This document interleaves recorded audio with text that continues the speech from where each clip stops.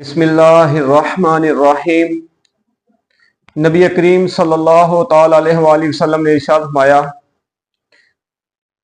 کہ جبریل امین سے میں نے پوچھا کہ حضرت عمر فاروق رضی اللہ تعالی عنہ کے فضائل کو بیان کریں، تو حضرت جبریل علیہ السلام نے نبی کریم صلی اللہ تعالی علیہ وآلہ وسلم کی بارگاہ میں عرض کی، یا رسول اللہ صلی اللہ علیہ وسلم، اگر میں آپ کے ساتھ اتنا عرصہ آپ کی قوم میں ٹھہرا رہوں جتنا عرصہ حضرت نوح علیہ السلام اپنی قوم میں ٹھہرے رہے، یعنی کہ 950 سال، تو عمر کے فضائل ختم نہیں ہوں گے۔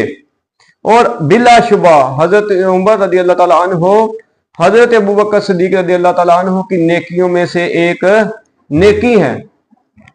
حضرت عمر فاروق رضی اللہ تعالیٰ عنہ کی بڑی شان ہے، آپ کے بڑے فضائل ہیں۔ نبی کریم صلی اللہ تعالی علیہ وآلہ وسلم نے ارشاد فرمایا، آسمان کا ہر فرشتہ حضرت عمر رضی اللہ تعالیٰ عنہ کی توقیر کرتا ہے، اور زمین کا ہر شیطان حضرت عمر فاروق رضی اللہ تعالیٰ عنہ سے خوف سے لرزتا ہے۔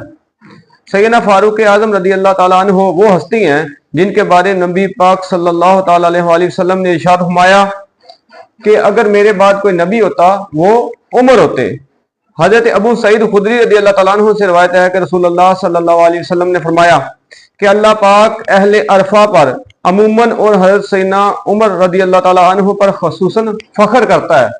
سیدنا فاروق اعظم رضی اللہ تعالیٰ عنہ وہ ہستی ہیں جب آپ اسلام لے کے آئے تو اس کے بعد آپ نے نبی پاک صلی اللہ علیہ وسلم کی بارگاہ میں عرض کی، یا رسول اللہ صلی اللہ علیہ وسلم، کیا ہم حیات اور موت میں حق پر نہیں ہیں؟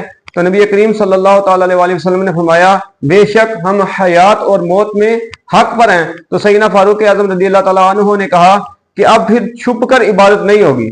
آپ وہ صحابی ہیں کہ جب آپ ایمان لے کے آئے تو آپ نے پھر کھلم کھلا اسلام کا اظہار کیا۔ سیدنا فاروق اعظم رضی اللہ تعالیٰ عنہ کی ذات ایسی ذات ہے جن کو اللہ تبارک و تعالیٰ نے جن کے ذریعے اسلام کو بڑی عزت دی، بڑا مقام عطا فرمایا۔